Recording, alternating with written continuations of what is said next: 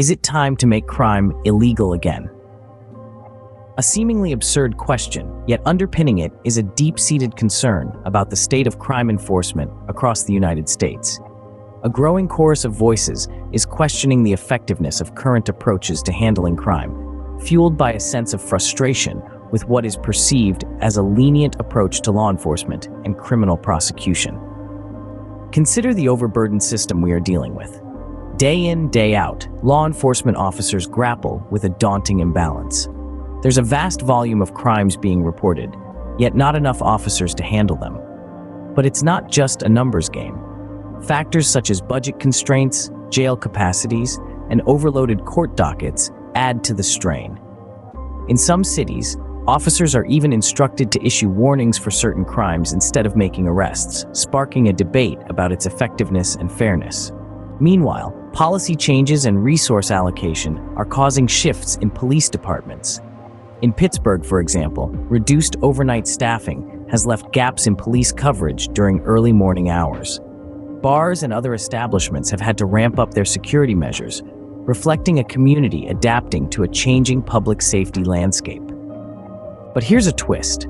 Official reports like those from the FBI suggest a decline in crime rates. But could this be a misleading statistic?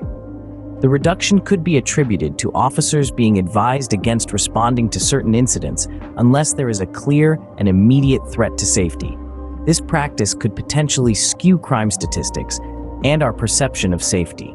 Then there's the inconsistency in handling different types of crimes. Large retail store thefts often go unpunished due to corporate policies against confronting shoplifters, while peaceful protesters on college campuses may face arrest for minor infractions. This disparity raises eyebrows about the priorities and fairness of law enforcement practices. Scene script. In response to these challenges, some states are considering legislative changes.